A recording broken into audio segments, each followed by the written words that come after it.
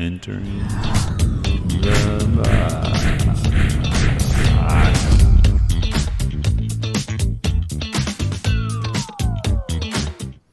All right, we are back on Inside the Box here with my friend, colleague here, Papu Steve. That's right, Papuli. Papuli? Or Papu for short. So Papuli is the actual term. Papuli is the actual full term for the name Grandpa in Greek. Okay. So I am a Papuli. Am I correct that Yaya is grandma? That's very, very well done. Yes, Yaya is grandma, Papu is grandpa. So my niece started calling my mother-in-law Yaya, but just by herself. Really? Yeah. Oh, that's something, isn't it? So weird. And then we found out later it was actually Greek for it. We're like, oh, well, she's a smart little girl. Yes. Grandma is Yaya and grandpa is Papuli. I like that. And Papu for short. So I have one granddaughter and I have another grandchild on the way. Nice. Anyway, Steve Peralta here, founding member of CILCSA, Customer Experience Manager at Bank of Springfield. Why don't you give us a little history on yourself, Steve? Sure, Andrew. Glad to be here. I would like to tell you this is my very first podcast ever in my life. Mine too. I've listened to them, right? So just a little bit about me. I'm originally from the Chicago area, south suburb called Sauk Village, Illinois, which is in between Chicago Heights, Illinois, and Dyer, Indiana. Okay. So how far out of the city is that? It's about 25 miles straight south. Yeah. So it's pretty close. How long did you live there? I was there until the age of 7 to 18 years old. Oh, nice. And then at 18, I went to college. I went to Eastern Illinois University. Did you travel into the city much? We used to get to the city all the time. That was our thing to do when we were teenagers. Just if somebody had a car, just take a ride. Go start some stuff and go up on top of the Sears Tower. That's what the name of the building was back then. Yeah. And drive back home. So, we used to get to the city. My sister worked in the Sears Tower for a little bit. Oh, is that right? Yeah, Okay. pretty up high, too. And then she got all freaked out after 9/11 happened. Oh, yeah. I think that's how it worked out. I don't know if that's why she stopped working up there, but she was up there, and I think when 9/11 happened. Yeah, and I think a lot of people changed their locations of work after that, unfortunately. Yeah. So you were there till 17, you said? Yeah, 18. I graduated from Bloom Trail High School, went to Eastern Illinois University, and I achieved an undergrad degree in speech communications. I had a minor in business, and then I went on and got my master's in communications and started working for a company in Mattoon, Illinois called Consolidated Communications, which was a locally owned telephone company. Telephone. Yeah, telephone business. Is this phone book style? It is phone book style. Very first job was actually a term you don't hear anymore, but it's called telemarketing. So I was that guy that would call you at dinner, interrupt your meal with your family, and ask you to sign up for services that you had no interest in signing up for.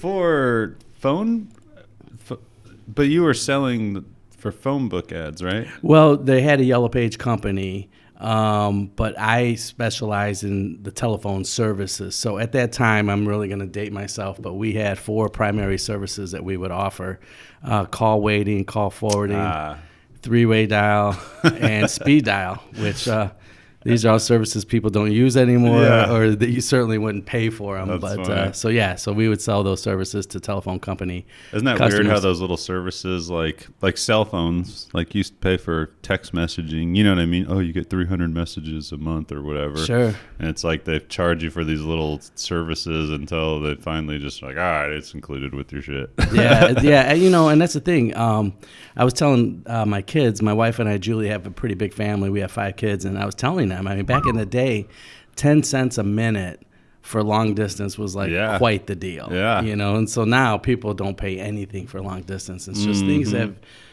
just don't get any slower than they are right now, right today. So. Yeah, I remember my grandparents, we didn't have a lot of money, so we would wait. My grandparents would call. They'd give us heads up, like, hey, we're going to call you. Right. We'd wait for them to call because then the cost is on them. Absolutely. I was just having this conversation with somebody, I can't remember who, and they would call home collect from college, and their mom would deny the call and hang up and then call them back. So it's exactly what would happen. I remember doing that sometimes. I would call and it'd be like, state your name. I'd be like, hey, pick me up. And then, it'd be like, would you like to accept a collect call from, hey, pick me up? Right. Perfect. That's hilarious. I barely remember 1-800-COLLECT, like, commercials.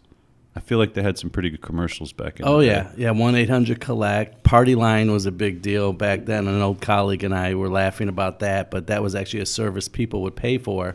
And you would pay an absurd amount of money per talk minute, like 50 cents or $1, and you would be joined on this large conference call of random people that would get together. Really? And just so it's talk kind of and like, socialize. What's that one? Omegle's not a bunch of people, but it's like a random video chat. Okay. And you like just click through and it just connects you with someone else random and you're like video chatting. Yeah, that's very similar. But just imagine that with multiple crazy. people on the telephone talking aimlessly. And that's hard too. Like a lot of people, I remember like multiple three-way where you have like, 6 people on a call, and it's like, it's kind of hard to have a conversation when you got that many people on a phone. No kidding. The phone, I remember buying long distance cards. Oh yeah, calling cards were a big deal. So you send your kids to college with a calling card, and they'd have 30 minutes on there or an hour on there, and so you use those wisely. When did we get those? I think I would spend summers in Maine visiting my grandparents, and I think that's when my parents would like take me and get one so I could like call home from Maine. Yep. Good old calling card. So weird. And not that long. Like what, how long ago was that? Like, you had calling cards as but I mean, when you were working there, how long ago was that? So I broke into business. I graduated my undergrad degree in 1992. So when I jumped into the workforce, I mean, paging people. So 30 years ago? It was, roughly almost 30 years ago. 30 years, look how much shit's changed. Right. That's crazy. I remember the first email being sent from work. Yeah, I remember having to check out a mobile bag phone with the company. If we were traveling for work, we would just go get a mobile phone. Oh yeah. And so we had like car a pool of phones that followed the pool of cars, and so now everybody's got a device. That's so funny. Weird to watch though. I always say, like, I know in my lifetime, I'm like, the internet I feel like is probably like the biggest thing that like will probably ever come around, just because its overall impact has changed so many things from cell phones to just communication. It's pretty bizarre. Really. It really is. I remember, obviously, AOL.com was a dial-up service, and the internet was just definitely, and I think still is, just disruptive. It just changes the way people communicate and do business and research and learn. I mean, it really only became super popular like, 30 years ago? I mean, around that time. Not really even that really far. Yeah. And it's just, I think the biggest challenge at that time, and probably not even different than today, is just how do you leverage it and, make the most of it and help, grow a business with internet services or learn academically with internet services, and how do you monetize that and how do you regulate it and adapt to with the social media, control it, right? Like all this shit's happening so fast, like with kids on it, and it's like we just don't know the impact 'cause it's only been not that long. I mean, social media, even, you know what I mean? That was less, not that long ago that it came around. I remember in college. 2000, I graduated college in 2009, and Facebook came around. I think a little bit before that. I remember having a college email to have to sign up, and like not that long ago. But you know what I mean? Right. It's like the impact it's having is crazy. And at that time, you weren't receiving email real time all the time, right? So you had to log into a domain and pull down your emails, and then it was very exciting, and you respond. You weren't attaching much to it because you didn't have a lot of speed, and you were probably paying $20 to $30 a month to have that connectivity. Yeah. And so it's amazing how far. As a matter of fact, I've got colleagues that left the workforce prior to the internet being invented, if you will, and utilized in business and everything that goes with that internet, social media, mobile device, right, multiple transactions, omni-channel kinds of service, and then join the workforce after that. I mean, what a culture shock. Oh, yeah. That would be for anybody, trying to pick up on that. Right. Yeah, what a huge change. I remember when I first got cable internet. Like when you know what I mean, it was always dial-up, and I was on that waiting list for cable. Sure. And that back then, it was Insight BB, I think it was called. Okay. So it was like Comcast basically back then.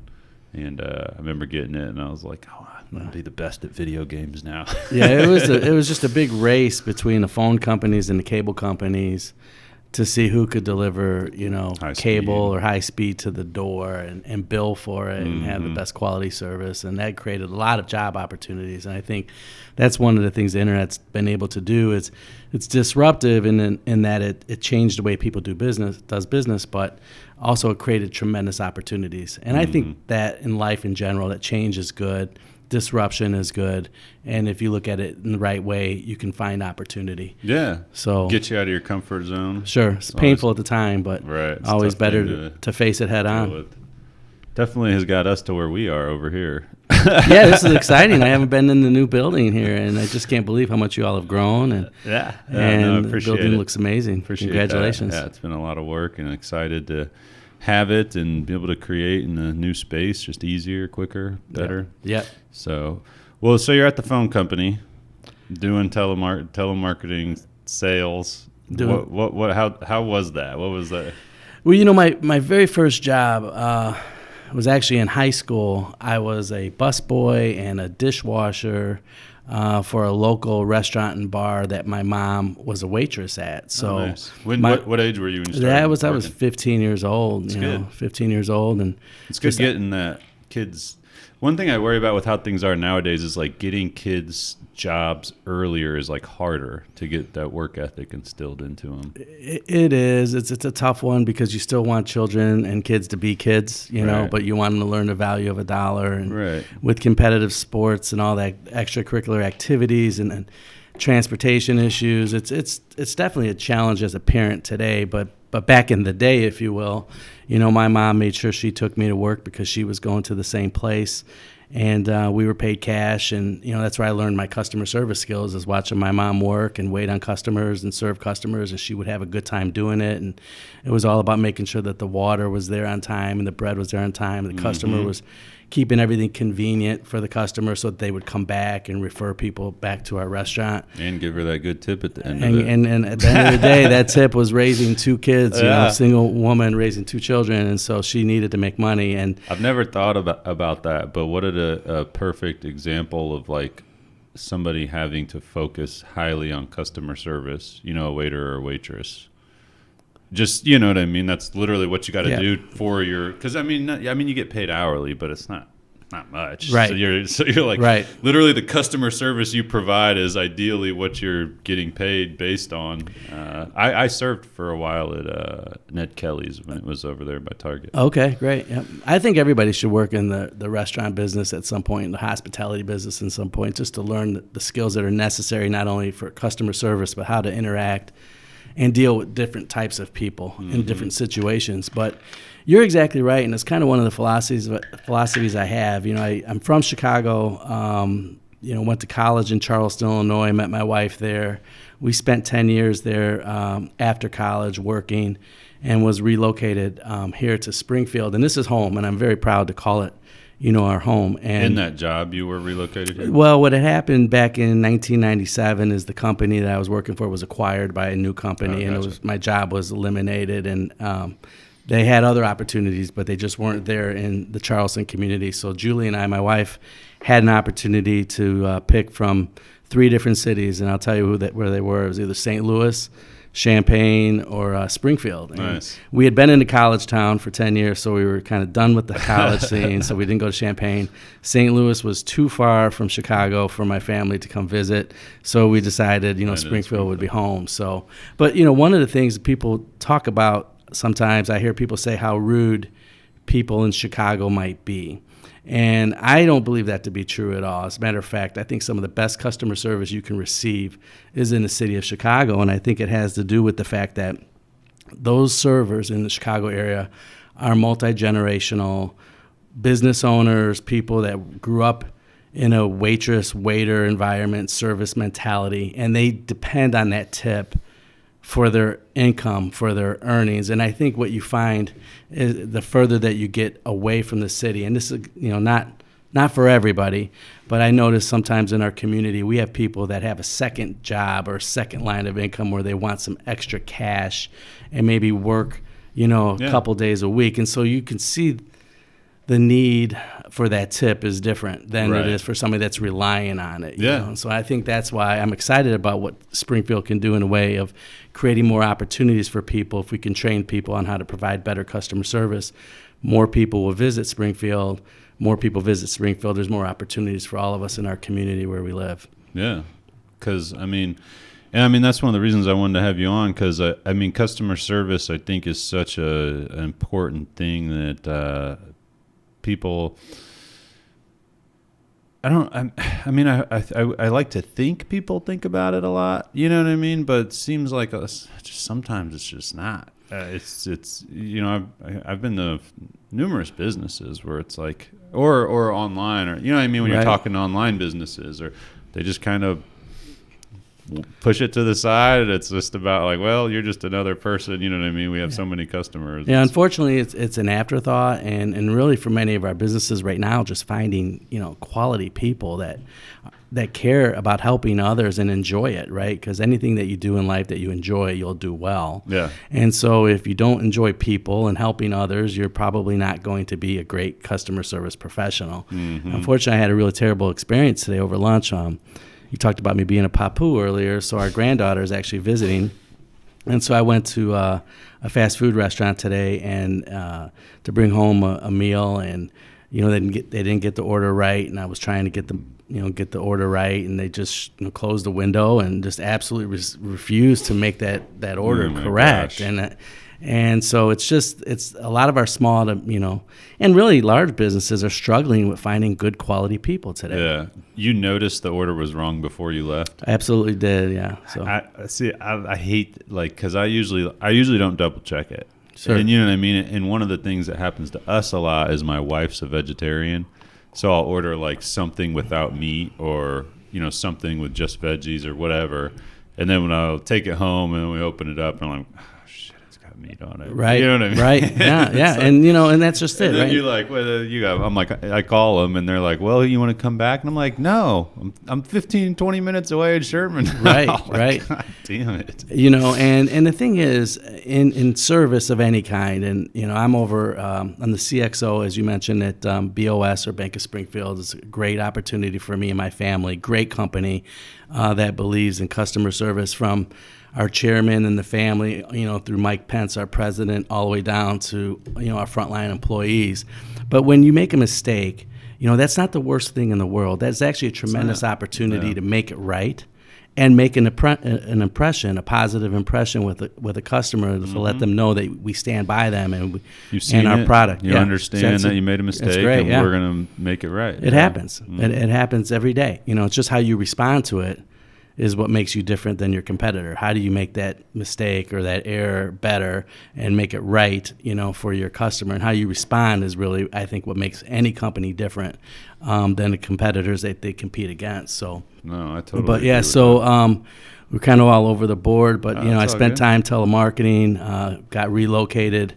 And then with the telemarketing position, I kind of advanced through the company, ended up running the division, Nice. the customer service organization, and we had 400 employees that would. Is that what you were focused on at that point, customer service stuff? I didn't know. I think probably coming out of college, I was more focused on sales and general. Well, I mean, after you got relocated. Yeah, so after I got relocated, I came to Springfield and actually was heading up a telephone company sales division. Okay. So it's really selling through good customer service. So obviously, just like you have clients, you want to make sure you handle their media, their promotion correctly, their program correctly, and provide them good service, and that'll create new opportunities. So same thing in any business, really, especially banking. But Julie and I came here in 1998. The community was gracious. Our kids went to school here.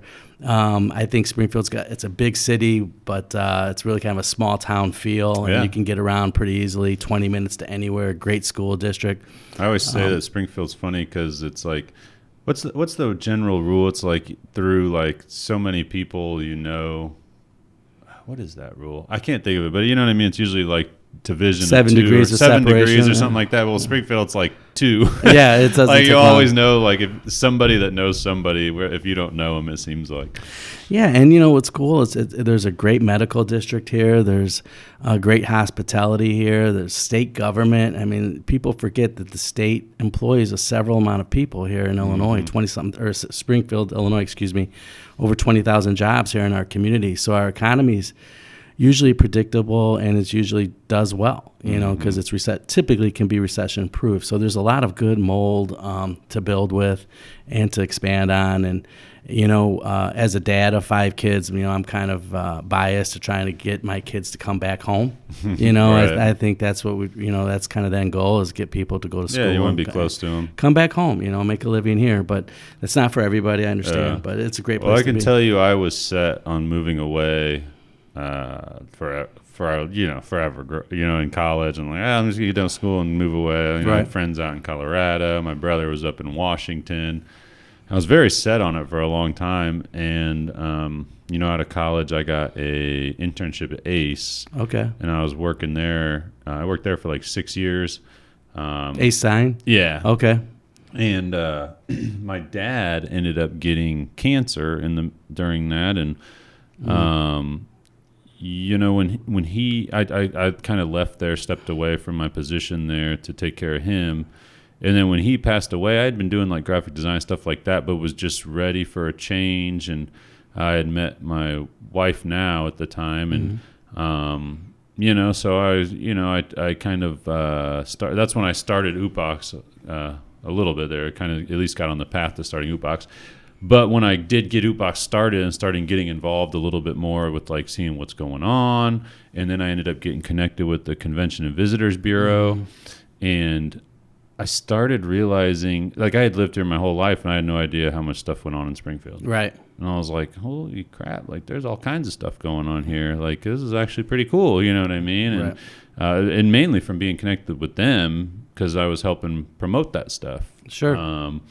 And I really started to appreciate it more, like as I got connected with them, as I learned about it, as I kind of got embedded more. I knew people here. It seemed like any time I went out, there was somebody I knew. Right. And that's kind of a cool feeling. Run into people whereas in a big city, you're kind of, just a small fish in a big pond. Right. You're a number. You can be just a number. Sure. So, no, I definitely kind of changed my mindset there. And it's, it's expensive as hell. Like in these big cities, it's so expensive to live, man. Absolutely. Yeah. I mean, you get to have access to all of that and be close. I mean, you're going to pay for it. And I kind of get a lot of grief from some of my friends that stayed back in the area where we were raised. And I tell them, and it's the truth, that I probably get into the city and do more things than they do because by the time they get home from work, they're exhausted with the commute. Things are expensive, and they just kind of want to stay home. Where here in Springfield, we don't have that grind on the commute. But yet, if you want to go catch a ball game, whether it's in Chicago or St. Louis, or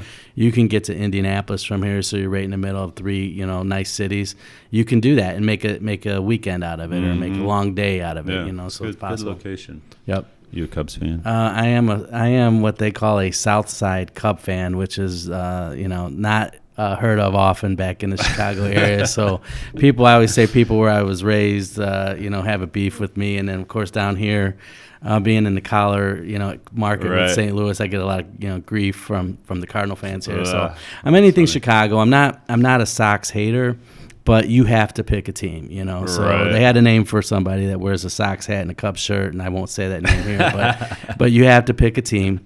But Bears first. The city comes together with the Bears. It's a football city, and it's an NBA city. They love the Chicago Bulls. It's exciting to see them in the playoffs for the first time in a long time. And unfortunately, they're playing the Bucks, and that's going to be a tough team to overcome for the first round. But didn't they just play them the other day? I think they played tonight. They played 2 days ago and got beat. They did end up getting beat in the first game. It was close. I had to leave. Yeah. I was watching it, and it was the beginning of the fourth quarter, and they were like tied, and I was like, "Oh man!" It was good. It was nice. I mean, a couple of the players from the Bulls, the top scorers, really didn't do well offensively, and it was a really close game to the end.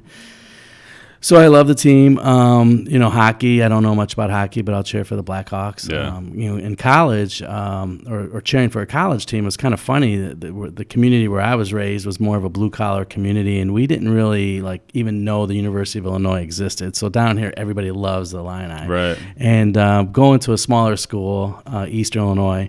I'm obviously a big EIU fan as well, but going through junior high, high school, the college team that we liked a lot was the DePaul Blue Demons.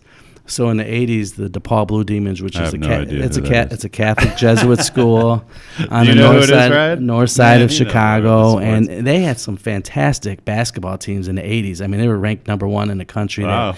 Mark Aguirre, Terry Cummings, Skip Dillard, just a bunch of local Chicago kids that played basketball. Cool. And so, but being down here, obviously you gotta like Illinois because it's just so many people who are passionate. I went to Western, but I had a lot of friends that went to Champaign, so I visited there quite a bit. Right. Fun school. Went to some various games and football games, stuff like that. I'm not a huge sports guy, but I more appreciate a really good game. You know what I mean? Yeah. Obviously, I'm going to cheer for my teams, that are local here now. I'm more Cardinals and Cubs. Well, that's okay. But I was happy for the Cubs to win the Right. title, and they did because I think they deserved. Their fans are loyal fans. And there were probably like 5 million people that showed up in Grant Park that were happy at the parade when the Cubs won too. It was like the largest parade I think in sports history. But I think the reason I'm Cardinals more is just because growing up I had a buddy and they had. His dad had season tickets, so they'd take me down there with them. Right. So, I just been to those games more. I think that's really how anybody really finds their sports affinity. It's, there's always a story like that. So I mentioned, I'm actually half Greek and I'm half Mexican. People think when they hear Peralta that it's Italian, but actually my dad and his dad, my grandpa Peralta came here from Durango, Mexico. Oh, wow. And then my mom's dad came here from Greece. Cool. So I'm half Mexican, half Greek. And the reason why I became such a big Cub fan was my mom's dad, my papuli, lived with us as he got older, and he had the Cubs on WGN all the time, drinking his old style, and that's what I watched. I watched it next to him, and so it just kind of grew on me. And then I met my wife, and we started going to ball games, and just one thing after another, it just became habit. That was our affinity was the Chicago Cubs. So it's more about your upbringing, I think. So. No, I agree. And my dad wasn't. We watched Bulls. It was Michael Jordan time, though. You know what I mean. So we were always watching the Bulls. Oh. He wasn't really super into other sports besides that. So that was pretty much what we watched. But I played that. I mean, that's probably why I went more towards basketball and like grade school and high school and stuff too. Yeah. So we for Christmas every year we always buy presents for the family, and we try to do something that makes memories. We go to the theater, or we go to a concert. Yeah. I like that. Or we do a ball game, right? So this year we actually did a Bulls game. That was kind of our the family Christmas present, and then we didn't get to the game until February, and we kind of timed that up with my wife's birthday. But I'll tell you, you don't have to be an NBA fan to enjoy. That's what I mean. An good NBA game. Just the excitement, being there definitely at any game. I'm ashamed to say this, but I've never been to a football game, NFL game, and that's like on my list. Oh yeah. The Bears game is fantastic. There's so much tradition, so much rivalry, and the tailgate. You got to get there for the whole experience. We're talking about customer experience, right? I mean, so going to a Bears game is awesome. Going to an NBA game, and your kids, I know you have a young family, but there's so much stimulation during every dead ball. There's something going on. There's so much entertainment. Yeah. And so, often there's people in those stands that aren't really even watching the game. They're just watching everything that's going around the game. It's a great experience for the fan. Yeah.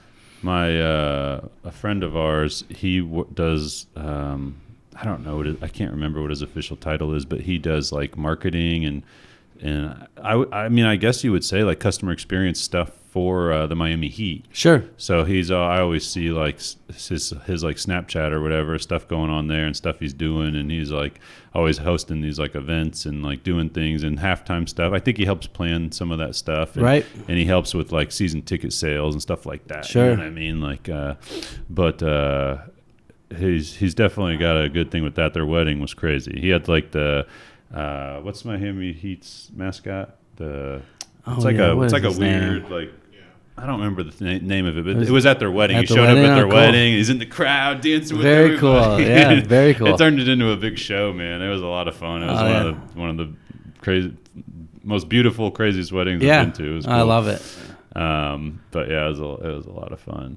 So you're back in Springfield, or you're in Springfield. You moved to Springfield. What did you go straight from the telephone management stuff? So when I came to Springfield, I basically our phone company was acquired by another phone company, and so I just transitioned. It was an acquisition. Came here, and just started my career. And my wife and I had 3 kids at the time. So our middle child, Sophia, was just a baby. And we were able to work it out so my wife could stay at home and help raise the family, because we just didn't have a lot of network either, right? So we didn't really have family in this area. Yeah, not having help when you have kids is it's so tough. hard. Trust me. I was saying to Jessica last night, I was like, what would we do because she's pregnant, and I'm like, what would we do if we didn't have anybody to watch these 2 kids and we had to go in for you to give birth? She's like, well, I guess I'd have to go alone. I'm like, man, that seems crazy. Yeah. Is that what people have to do? That's what people, it's nuts. Yeah. Having family near you and people that, can help, your support system is awesome. But I came here, just started making my way with, at that time, it was a company that's no longer around called McLeod Telephone Company, and just made relationships and connections through managing that sales organization, selling telecom services, but continually servicing people in everything that I do. So when you sell a service, you want to back that up. You want to be available for your customer, and not just when things are going well, or not just when you need another order, or just not when you need to make a quota. You really need to be there for that customer when they need you, and so that's kind of where I always focused my efforts in my life. And I've been fortunate to have a lot of people lead me, mentors. I haven't had a boss in my career ever that I haven't learned something from or taken something away from. Yeah. So I've just kind of been very fortunate to have some people show me how to take care of, my commitments and my priorities and customers. And so Julie and I just made a life here, and I spent some time in IT consulting, packaging solutions for the state of Illinois and other companies that need IT services. And then I always kind of served on different customer service associations, customer service boards. And so I was actually serving on a board that was based out of Chicago. I served on another board that was headquartered in Washington, D.C., and was approached by a company or customer service association some years ago, back in 2014, later part of 14, if I would be interested in helping start a customer service organization here in Springfield, Illinois. And that's kind of how some of us came up with the idea of creating the Central Illinois Customer Service Association. So I had some connections in town. One is my current boss, Mike Pence. Why don't you tell people what? I guess we never really said what that is. Oh yeah. So let's just give a brief intro of what CILCSA is. So I'm actually on the board of directors for the Central Illinois Customer Service Association. It's also known as CILCSA. It's a 501c3 nonprofit entity. We raise dues from corporate members that support us, and 100% of the dues that we collect go to promoting customer service development, customer service awareness, customer service training, customer service promotion, just to make Springfield the friendliest city in the world. That's kind of our big, hairy, audacious goal, is to make Springfield the friendliest city in the world. And so I thought, but that's a great idea. I mean, customer service is part of my everyday job. It's a natural extension of who I am. So we grabbed that idea and we approached a few people. Mike Pence over at the Bank of Springfield, my boss today. Desi Loxton over up on Amatic. Were you already there at this point? No, I was not. No, okay. So Mike and I served together on the CILCSA board, and nice. Mike had a vision about having a customer experience officer over at the Bank of Springfield, and we talked about it for some period of time, and then the timing was right for the bank as well as myself to give it a run. So I'm actually the bank's first CXO that has ever existed, and have been doing this for the last 2.5 years. So yeah, and then so we've got a lot of other founding members that are with us. Amy Beadle, who's with the city of Springfield, is a big supporter. Our board chair is excellent, Lisa Nardi. Scott Dahl's over at tourism today, but he served on the board, and we've just got a really active board. We've got about 150 members. And just so people know, I mean, one of the reasons that I wanted to bring Steve on here is to help spread awareness of this group, because I've been a member, as a business owner, I've been a member of a lot of networking groups. And I know I've told you this before, but it always seems like you're paying these dues, or I don't know, you kind of wonder what they're doing with it. You know what I mean? Like, it's like, what is all this doing? You know what I mean? What are they doing with these dues? And they're either, they're paying the people that are running it or whatever. And I think, and the other thing is they try to give you, it's to me, and I've said this before, it's always I love it, CILCSA, because it's quality over quantity. You get into some of these other groups, and it's just like, oh, we're going to host a networking thing, twice a month or whatever, which is cool, and I'm members of them, and I go to them, but it kind of gets repetitive. Right. And I appreciate what CILCSA does as far as the quality of the speakers you bring in, and taking that money that you have to pay for a membership and really putting it into something that's going to provide a major benefit to the members. Because I've only been a member for not even a year, right? And the speakers I've seen in that time have been great. The people I've met have been great. Tracy with Springfield Running Center, shout out Springfield Running Center, connected us. Tracy's and great. I'm glad she did, because it's just been awesome getting to know you, getting to know everybody that's a member there, and now kind of serving on the advisory board. Yes, and I'm glad to hear you say that, because we do take a lot of pride in presenting quality versus quantity, and I think the glue as part of that really stems back to the board, the diverse board that we have that is just passionate about making sure whatever it is we do creates value for our members. All of our members share a common challenge in how can they make their companies the best customer service organizations in their space. We all want Springfield to grow, so when we gather, it's no knock on other groups, but we're not selling things to one another. Yeah. We're really collaborating, and we're talking about how can we all leverage what we know to improve our individual organizations. And so we meet as a board once a month, and it's kind of a funny story with our board is Desi Loxton wrote with Bunamatic, by the way. Des over at Bunamatic wrote our first bylaw, which is there are no bylaws. Nice. So we actually don't have any rules as part of our association. So we get together. You can adjust as needed. And we adapt. But one of the things we don't sacrifice is quality. So we will have very heated discussions at the board level about what we want to do as far as next steps. And people are very honest with one another. But when the conversation and collaboration comes to an end, we laugh, we shake hands, and we go about our business. And the end result is really a great product for the community. Yeah. And that's why I think we've seen CILCSA grow so significantly over the last 3 to 4 years. Mm-hmm.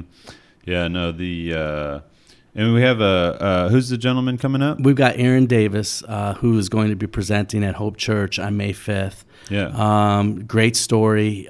He actually played football for the 2011 Nebraska National Championship football team, but wow.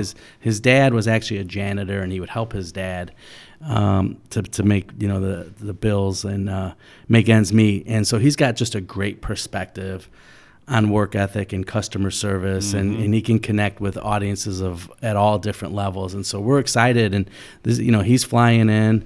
We've got another corporate speaker, national speaker coming in October, gentleman that gave the Super Bowl motivational speech to the New York Giants when they beat the New England Patriots. So, we bring people in from all over the country, but we've got great talent locally. So, Dr. Callahan. Yeah, go ahead. I was going to say we brought in you guys had Dr. Callahan with Memorial. He's the president of Memorial, He's president of Memorial. He came in and spoke to our group over at Panther Creek and just gave a really informative presentation on how the leadership team over at Memorial has been able to adapt and, through some tough times with the pandemic and grow and healthcare where it is today. And, just really, we've got some talented people in our backyard. So I think the CILCSA organization recognizes our local talent. We bring in help from outside of our walls, if you will, and we mix that in and we blend that with a nice mix of education, and then every other event or so, we just have a fun event. We have a social event, So one of the big events that we've done in the past, which gets a lot of people excited around here, is we put the folks over at Knights Action Park. We put the Chicago Bears on the big screen to play the Green Bay Packers, and we have a tailgate. You're at the drive-in. And you're at the drive-in. Right? Yeah. So you're at the drive-in, and the money that gets collected at the gate, we make a donation to one of the local community charities in our community. So it's just really fun. No one gets paid. We don't have any brick and mortar. Everybody does it because they want to. Yeah. I think that's important. Yeah. No, I think that shows, because like I said, it's just how many events do you do a year? So we average, obviously with the pandemic, we had to kind of scale back, but we average 4 to 6 events in the year. It just really depends. And then through our network, we also open up other opportunities and events through other organizations that invite our members. But, we deliver as a CILCSA organization 4 to 6 members, half of those being education, half of them being social. More. When did CILCSA start? 2015 is when CILCSA was founded. So I remember we had like $2,000 is all that we had, and it was barely enough to do an event. Yeah. And we did, and every year it's just grown year over year. And the board takes a lot of pride in the fact that we spend every dollar that we get, and it goes back to the program, and we're very transparent with that.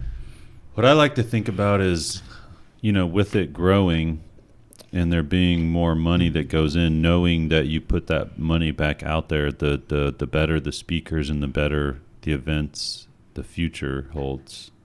You know what I mean? Because, unfortunately, I say unfortunately, but, someone that's a better speaker, has more experience, or has something else, it just kind of gets...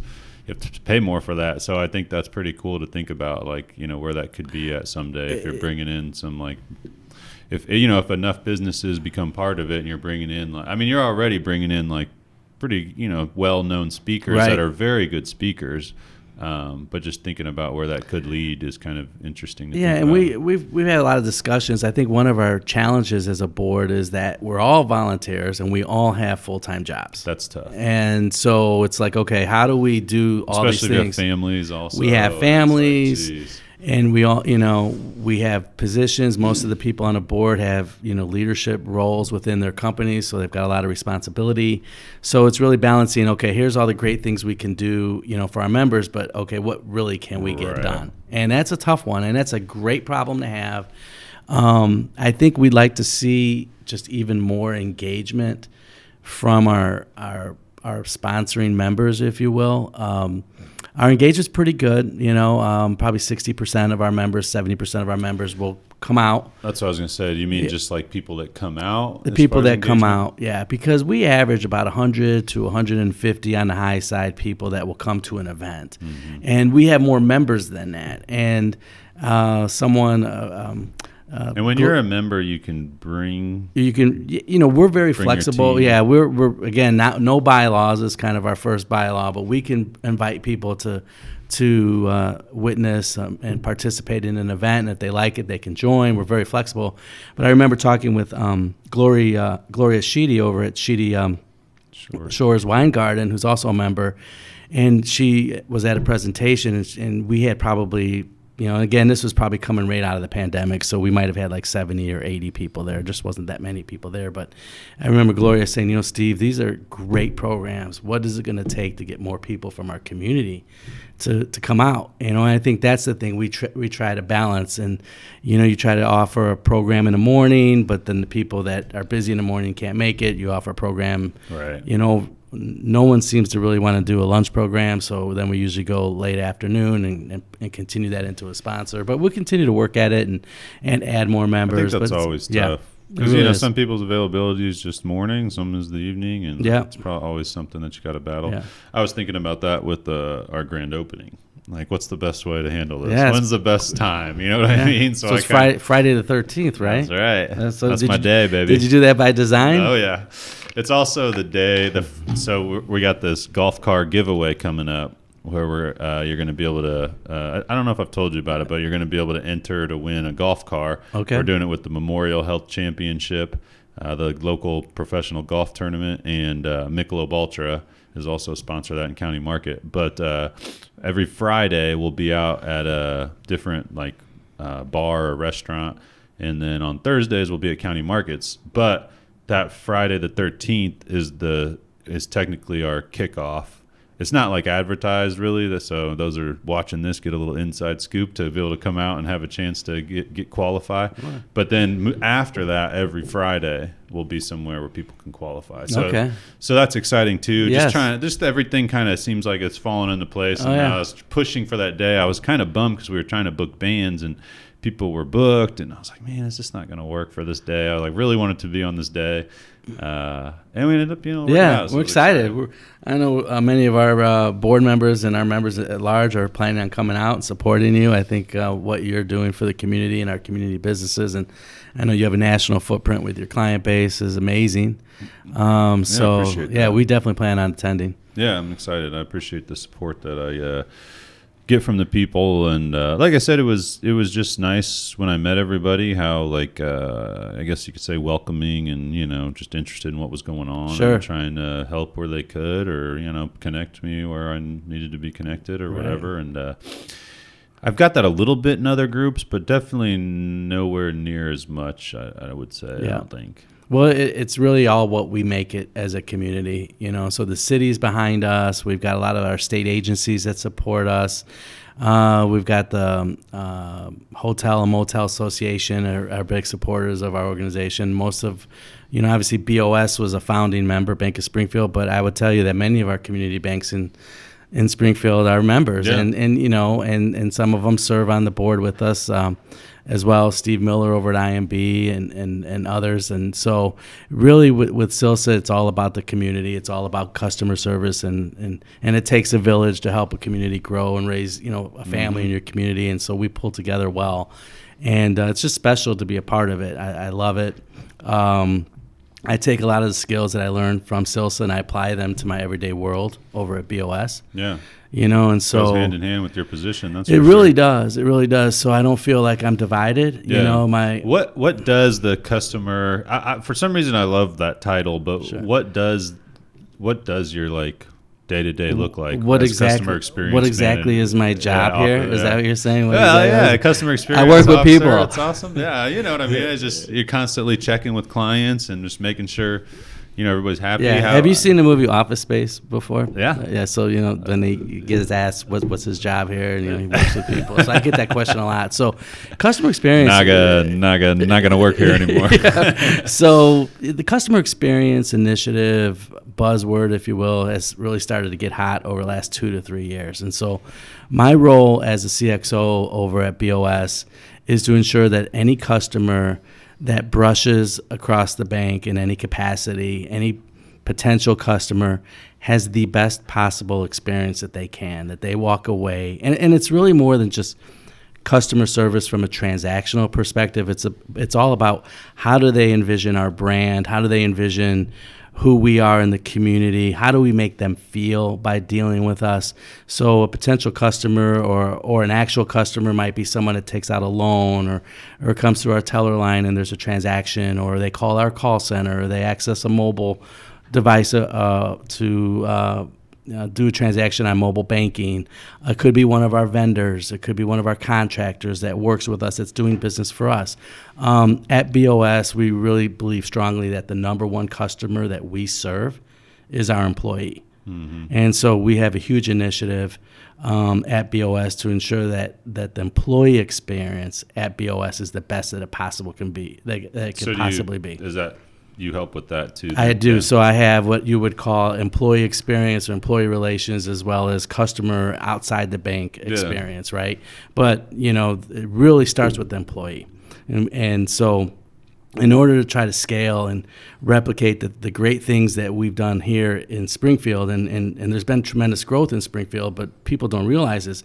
We have locations now that are as far west as Kansas City, and we have multiple locations in St. Louis. And so, how do we take what we're doing really well and create processes and scale it so that you can? It's hard to do. You can have that consistent service wherever somebody interacts with BOS, right? And so we do that by focusing on our employee experience and ensuring that we hire on our core values.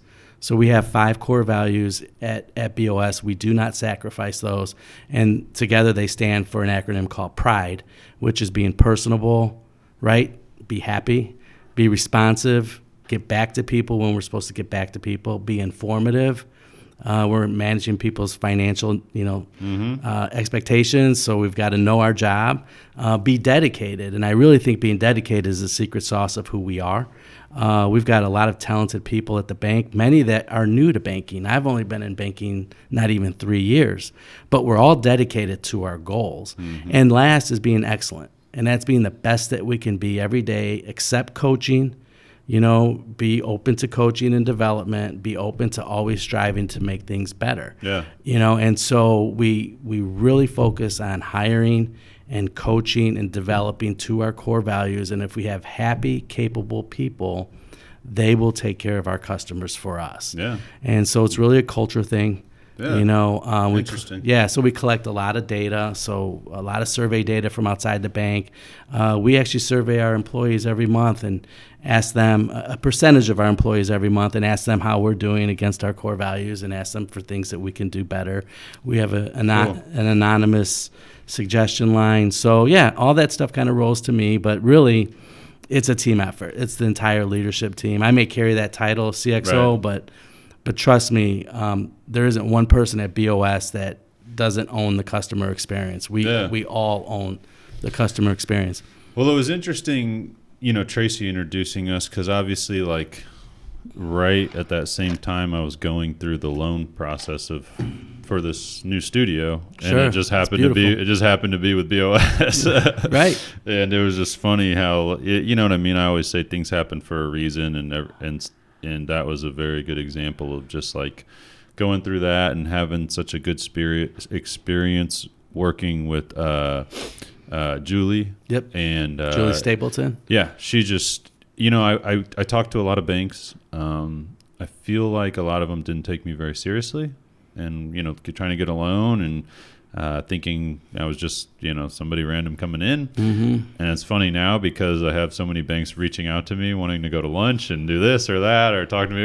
Right. It's right. like, oh, you guys didn't want to talk to me before. Right, what's going on? now they've got your attention. But, I mean, this was during the still kind of pandemic, and she was working from home, and she was taking my calls on her cell phone, and I was just very surprised at how responsive she was with questions and help. And there was one other bank I was talking to at the time, and by the time they got back to me, I was like, sorry, I've already kind of figured this out with somebody, because it was just I was trying to push everything through to get it done. And she was very helpful. Yeah, that doesn't surprise me. I have the opportunity to really see how our customers perceive us every day with the data, the quantitative data as well as the qualitative data.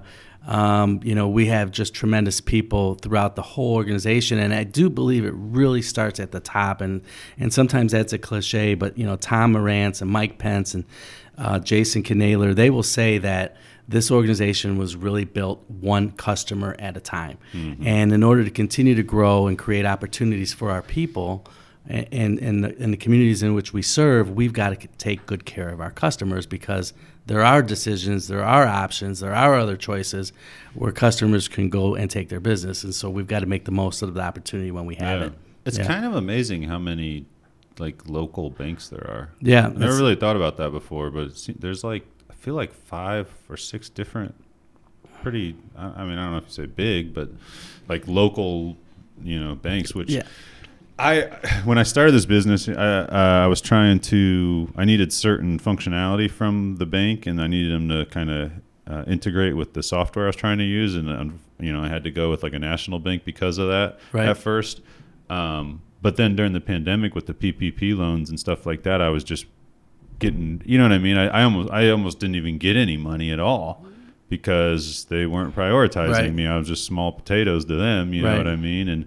And all my friends and people I know that were banking with, local banks were getting theirs, immediately submitted. And I was like, geez, it kind of put things in perspective a little bit, you know what I mean, as far as the customer experience or customer service and stuff Absolutely. like that. I mean, so we say it all the time. There's typically a bank on every corner of every intersection where we are located, right? And we tell our employees that every bank has the same, money, has cash, has a mobile platform, has a call center, right? So everybody has those basic fundamentals, those pillars, if you will, in doing business. And the only thing that really makes us different than those guys across the street, so to speak, is our ability to develop a relationship and a meaningful experience. And doing that in a way in which, at a point in time where our customer needs us, not when we necessarily need them, but when they need us. And so we can bank anyone, anywhere. And that's something that I didn't realize when I joined the company. And so, and that's what we let our employees know, is that we can bank anyone, anywhere. So yes, there are banks on every corner in our communities where we serve, but we have customers all over the world that we can help. Perfect example of that is I mentioned to you, I have 5 children, and I'm proud of all of them. My second child is named Alejandra, and she actually works for an ad agency that's based out of San Francisco. She works in Chicago. She travels all over the country doing public relations type of work. And they needed a lender. They needed help during that pandemic, and they were not getting a call back from their provider, their bank in San Francisco. And so Bank of Springfield was able to help a national agency. So, we just got to keep our eyes open, ears peeled back, take care of the customer in front of you. And the same skills, the same mindset goes to a small business here that might just have somebody walking off the street. You don't want to judge a book by its cover. Give everybody the benefit of the doubt, treat them as in the way you'd want to be treated, and let the relationship evolve from there. So there's a tremendous amount of opportunities, but it's difficult. It's difficult to communicate with customers in a fast-paced world. It's difficult to get a hold of somebody when you need to get a hold of them. I challenge you. You talked about 1-800. We were talking about 1-800 something earlier. I mean, you can't. 1-800 collect. I mean, I challenge you to find 1-800 anything anymore. And so one of the things I'm proud about our team is we have a call center organization that receives a significant amount of calls every month, and every one of those calls, or I would say 96% of those calls, are answered on the first ring by a real person. So we Cool. our elderly customers appreciate it. I appreciate it. So it's tough. I would it's too. Tough. It's tough. But the CXO role. So we do a lot of celebrating. We love to celebrate when someone creates a wow experience for somebody outside the bank. We also celebrate wow experiences when we're serving each other well inside the organization. Our leadership jumps in, but we also stub our toe. I mean, we do things that an experience didn't go as well.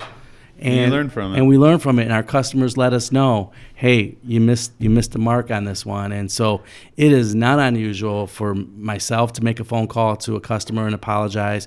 Senior management gets involved. There are customers that they will call, and and customers are just completely surprised that our leadership team is reading the surveys and care enough to make an apology call. That's awesome. Hardest part of having, between CILCSA and your position at Bank of Springfield, being in charge of customer service stuff, one of the questions I ask a lot of times is hardest part of being like a business owner.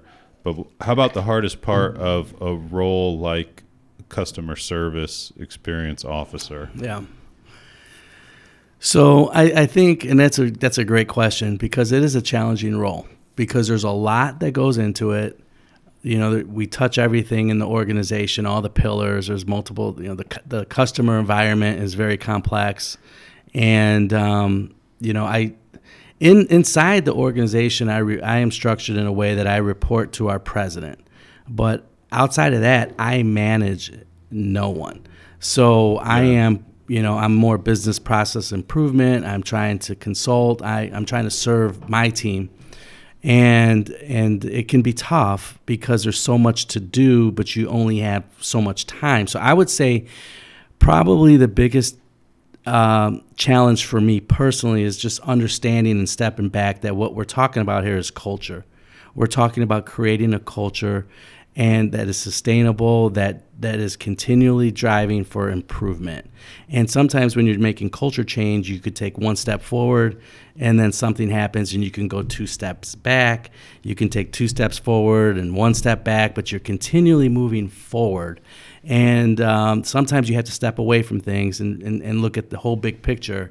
And I've been fortunate, and not just because he'll probably listen to this, but I have a leader, and we have a leader in Mike Pence that reminds us all of what the big picture is and keeps us focused. Well, it's good to be able to do that. Some people don't take a step back and look at the big picture. Right. I know just even myself recently, I've been meeting with each of the team here individually and just talking over everything with the business, everything going on, the process, just everything about the business, and how do we better it? How do I give you guys a better experience? How do I make sure you're happy? Stuff like that. Right. Just wanting to make sure everybody's, again, with culture, It is. And then I think too, Andrew, it's making sure that you have values that are identified and are not just words that you throw on a wall, but these are values that represent who you are and what your organization is, and you actually live them. You don't have to think about them; they are who you are. Netflix. If you've never read the Netflix culture deck, but you can download that. It's about 90 slides or so. It's a really easy read. But the CEO of Netflix says that they value their core values so much that they promote or hire on their core values, but they also fire on their core values. And they also believe in something that they call no brilliant jerks. And a brilliant jerk is someone within an organization that is very, very, what I would say, highly functional, excellent at what they do. They're very technical. They're the best in that craft of whatever it is they do. They could be the best physician in the hospital. They could be the best accountant in the company. But they're just bringing down. But they break a lot of glass. Yeah. And so much that their deliverables and don't make up for the amount of glass that they have broke, and so the organization is stifled. So leaders really got to be behind the fact that they believe in their core values. And I have the opportunity and the pleasure to meet every new employee that joins the company, and I spend 45 minutes with them, and all we talk about is our core values and their goals. We talk about very little bank stuff. It's all about values and their goals. And if they're not aligned, we know it's going to be a difficult road, for all of us. So stay true to your values. Remember that it's continual, and I have to remind myself of that too. But that's a big challenge for us right now. I think that's a good thought to end on. Yep. Well, great. How about CILCSA? What's the best way people can join or come check out an event? Well, you're gonna ask that, so I would say Google Central Illinois Customer Service Association, and our website will pop up. If you want to give me a call personally at 217-553-0008, you could do that. We're always open, allowing people to participate and engage in one of our events, and go from there. Come check out the May 5th event and see whatever it's all about, and then they could join after that. Yeah, look us up online or give me a call, and we'd love to have you. Awesome. Well, thanks a lot for coming on, Steve. Good having a conversation, and hopefully everybody that listens to this will learn a little something about CILCSA. Thanks a lot, Andrew. Congratulations to you, too. Thank you. I appreciate it. Bye.